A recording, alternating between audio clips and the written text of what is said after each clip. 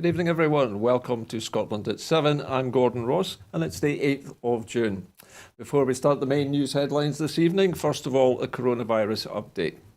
As of 2 p.m. today, a total of 2,086,236 people in Scotland have now been tested through NHS Scotland labs and the UK government regional testing centres since the beginning of the pandemic. Of these, 1,844,372 have been confirmed negative. 241,864 have tested positive. There are 695 new cases of COVID-19 confirmed by a test, although not everyone with the virus will display symptoms and not all those with symptoms will be tested. There were no new reported deaths of people who have tested positive today. The number of patients in Scotland who have now died from complications caused by the coronavirus COVID-19 infection now stands at 7,677. This number only includes those who have died having received a positive test for the virus in the previous 28 days. Of the people who have tested positive, 121 were in hospital last night, 12 of whom were in intensive care. Now, as of 8 a.m. this morning, 3,403,866 people have received their first dose of the COVID-19 vaccination. And 2,282,203 had received their second dose. Half of Scotland's adult population has now received their second vaccination, 6 months after the first person in Scotland was vaccinated. The latest UK daily figures show that 127,854 patients who tested positive for COVID-19 have sadly died from their illness. This is an increase of 13 since yesterday. This number, of course, refers to deaths in all settings and not just hospitals. And now the Office for National Statistics update. The percentage of people testing positive increased in England, and there were early signs of an increase in Wales in the week ending the 29th of May. Trends are uncertain in Northern Ireland and in Scotland in the latest week. Hospital admissions in England have remained under 1 per 100,000 in the 4 weeks up to the 30th of May. The number of registered deaths involving COVID-19 in England and Wales decreased in the week ending the 28th of May. There were 95 deaths involving coronavirus COVID-19 registered in the week ending the 28th of May in England and Wales. This accounts for just 1% of all deaths registered that week. The total number of deaths registered was 3.1% below the 5-year average. Mortality rates due to COVID-19 decreased for the third consecutive month in both England and Wales in April 2021. And now to tonight's main headlines. There is a national mission to eradicate poverty. A national mission to eradicate poverty and to build a fairer, more equal Scotland was announced today by the Social Justice Secretary, Shona Robeson. Stressing the need for continued work across government, Parliament and society to address the causes of poverty and support those on low incomes, Ms Robeson urged political parties to work together to effect change. She has also written to the UK government calling for full devolution of employment powers, enabling Scotland to introduce a real living wage, to reduce insecure work and to create fairer workplaces to tackle poverty. Ms Robeson said that it's time for us to work together to eradicate poverty in Scotland. She said that the government invests around £2 billion every year to support low-income households and that during the pandemic, it provided an additional £1 billion to people and communities to build resilience in public services during the pandemic, which had an immediate impact on people's lives.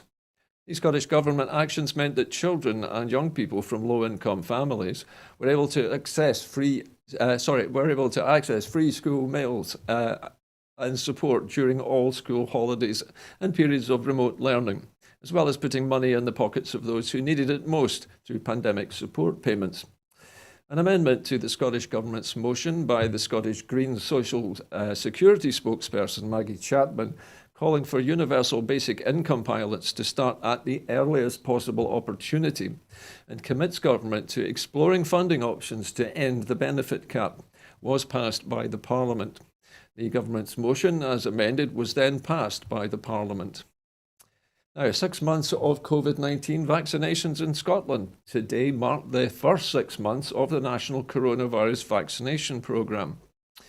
Commenting, the Health Secretary, Humza Yousaf, said that 6 months ago, on the 8th of December, the first vaccinations against COVID-19 were given in Scotland. And it's incredible to see how well the rollout has progressed in that time. 3/4 of the adult population in Scotland have received their first dose, and half are now fully vaccinated. Scotland remains on track to vaccinate all over 18s with their first dose by the end of July. Now, it's emerged that 55% of Scots are favourable towards independence. A poll published by Gordon Brown in the 2 days after the Scottish parliamentary elections buried information that showed 55% of Scots verged to favouring independence on a scale of 0 to 10. The poll, conducted by James Canagasurium's Stack Data, a trading brand of Hanbury Strategy, which has conducted unpublished polling for the UK government and who regularly meet with the Cabinet Office Minister, Michael Gove, showed that the accumulated percentage for those verging favourable to independence from 6 to 10 was 55% in total, whilst those verging against 0 to 4 was only 38%. Those opting for the middle option of 5 were 8%. However, this information was available only on page 91 of the polling information and was not published when Gordon Brown commented on his poll and presented in an accumulated form which put those 2 to 8, the 40%, as the middle option. Whilst the poll did have a standard "should Scotland be an independent country" question, which came out at 50%.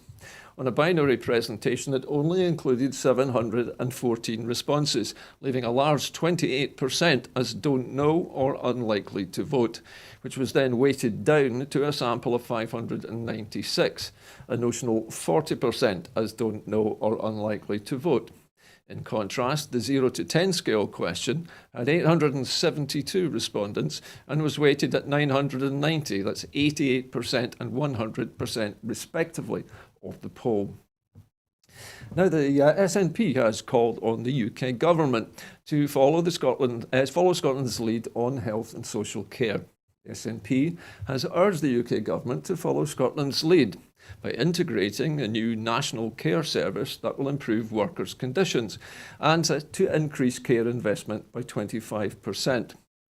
Speaking in the House of Commons today, David Duggan MP urged the Tory minister to engage and learn from Scottish ministers who have successfully delivered over a decade of integrated health and social care. The Scottish Government have pledged to deliver a 20% increase in frontline NHS spending worth £2.5 billion and to establish a national care service backed by a 25% increase in social care investment. In contrast, the UK government failed to mention social care reform in last month's Queen's speech and have yet to deliver their long-awaited social care bill. Now, the UK government has also been criticised over workers' rights inaction. Campaigning SNP MP Gavin Newlands has condemned the Tory government's continued inaction on the exploitative fire and rehire practice after it published details on workers' rights today. The MP has repeatedly challenged the UK government to legislate to outlaw fire and rehire measures employed by some firms, which forces workers to either accept reduced contract terms or face the sack. Earlier, the MP wrote to the Prime Minister highlighting that the UK was falling behind other European nations on workers' rights. Despite numerous statements by the government ministers, there have been no steps taken to protect workers from being fired and rehired, with the government's statement on workers' rights watchdog today failing to include any meaningful steps to ban the tactics. The MP for Paisley and Renfrewshire North had brought forward 2 bills before Parliament to make it illegal for firms to threaten workers with the sack if they don't accept worse terms, and repeatedly challenged the Tory government and Keir Starmer's Labour Party to match their rhetoric with action by backing the bills. And now to foreign news, and Ratko Mladic's convictions have been upheld. The United Nations appeal judges have upheld the convictions of the former Bosnian Serb military chief, Ratko Mladic, for genocide and other offences during Bosnia's 1992-95 war, and confirmed his life sentence. The judgment on Tuesday means that the 78-year-old former general who terrorised Bosnia throughout the war will spend the rest of his life in prison. He is the last major figure from the conflict that ended more than a quarter of a century ago to face justice. Mladic joins his former political master, the former Bosnian Serb president, Radovan Karadzic, in serving a life sentence for masterminding ethnic bloodshed in the Bosnian War that left more than 100,000 dead and millions homeless. Mladic commanded the Republika Srpska troops responsible for atrocities ranging from ethnic cleansing campaigns to the siege of Sarajevo and the war's bloody climax in the 1995 Srebrenica massacre. Mladic's ill health had delayed his final judgment. Now, hundreds have been arrested in a Trojan Shield global crime sting after an underworld app has hacked. In Global Sting, which organised crime gangs were sold encrypted phones that law enforcement officials could monitor, has led to more than 800 arrests in 18 countries. The operation by the FBI and the Australian and European police ensnared suspects in Australia, Asia, Europe, South America and the Middle East involved in the narcotics trade. More than 800 suspected members of organised crime gangs were arrested, and $148 million, or £104 million, in cash was seized in raids around the world, along with tons of drugs, cryptocurrencies, weapons and luxury cars. The Australian Prime Minister said that the operation struck a heavy blow against organised crime, not just in this country, but one which will echo around the world. This is a watershed moment in Australian law enforcement history, Scott Morrison added. Operation Greenlight, Trojan Shield, conceived by the Australian police and the FBI in 2018, was one of the biggest infiltrations and takeovers of a specialised encrypted network. It began when US officials got involved in the development of Anom, a supposedly secure encrypted messaging app, which was then sold to organised crime networks. The FBI helped to infiltrate the phones into 300 criminal groups in more than 100 countries. Calvin Shivers of the FBI's Criminal Investigation Division told reporters in The Hague. In a pattern repeated elsewhere, one Australian underworld figure began distributing phones containing the app to his associates, believing that their communications were secure because the phones had been customised to remove all capabilities, including voice and camera functions, apart from Anom. And as a result, there was no attempt to conceal or code the details of the messages which police were reading. Now, I should add to this story that the Scottish police were listed as taking part in this in a programme on the American ABC network called Good Morning America. So Scotland was referred to as an individual country when they mentioned its involvement in this massive operation. And now to more news from America. The Senate report has found the US Capitol attack was planned in plain sight. The deadly insurrection at the US Capitol was planned in plain sight, but intelligence failures left police officers exposed to a violent mob of Trump supporters, a Senate investigation has found. The Capitol Police Intelligence Division had been gathering online data since December about plots to storm the building on the 6th of January, including messages such as, "Bring guns, it's now or never." But a combination of bad communications, poor planning, faulty equipment, and a lack of leadership meant that the warnings went unheeded, allowing the insurrectionists to overrun the Capitol and disrupt certification of Joe Biden's election victory. 5 people died. The bipartisan investigation does not examine the causes of the riot, assess whether Donald Trump incited it by calling for his supporters to fight like hell, or even use the term insurrection. But the senators do paint a portrait of bureaucratic flaws that left the Capitol Police scrambling to protect members of Congress and Vice President Mike Pence. They also highlight the failure of the FBI to collect information on domestic extremists, despite a wealth of evidence on social media. The 127-page report by Homeland Security and Rules Committees found that Capitol Police became aware in December of detailed threats to the heart of American democracy. But the intelligence was not passed on to the FBI and the Departments of Defense, Justice, or Homeland Security. The Justice Department, the lead agency for security, did not create a security plan or coordinate a response. And despite media reports about possible threats to the Electoral College ratification as Trump pushed false claims over voter fraud, Capitol Police had no operational or staffing plan for the joint session of Congress, the report says.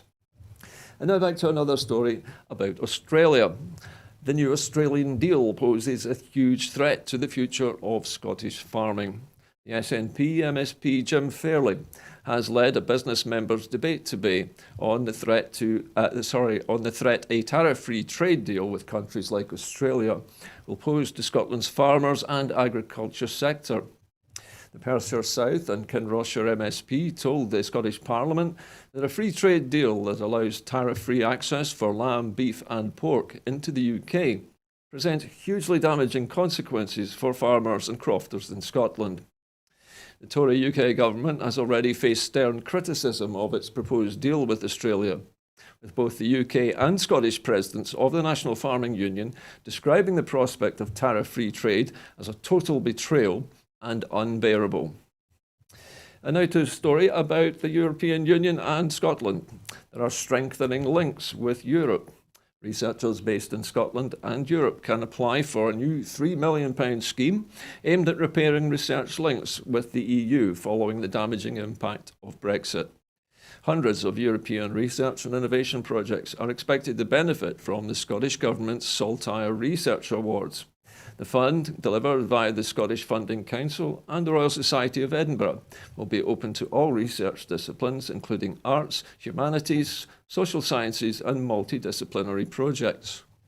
Horizon Europe is the EU's flagship funding programme for research and innovation, with a budget of €95.5 billion. It tackles climate change, it helps to achieve the UN's Sustainable Development Goals, and boosts the EU's competitiveness and growth. Scotland won around €755 million worth in Horizon 2020, the predecessor to Horizon Europe, over the period of 2014 to 2020. This made Scotland one of the most successful nations per head in the programme during this period. This was the largest EU competitive programme funding share won by Scotland and well above any EU competitive programme share. And that just about does it for tonight's main news, but let me just remind you that here at Broadcasting Scotland, we need your help. And as you may be aware, we're running a crowdfunder just now, and with a focus on employing new staff. So if you have some money to spare and you would like to help us by making a regular donation, an individual donation, or even if you want to volunteer at the studio, you can do so by following the links on your screen now. But remember, it's staff that we need. The studio is well equipped and we're ready to go, but we need your help to pay the wages of our staff. Anyway, that's it, about it from me tonight on Scotland at 7. But I'll be back again later on this week. But from all of us here at Scotland at 7, very good night to you.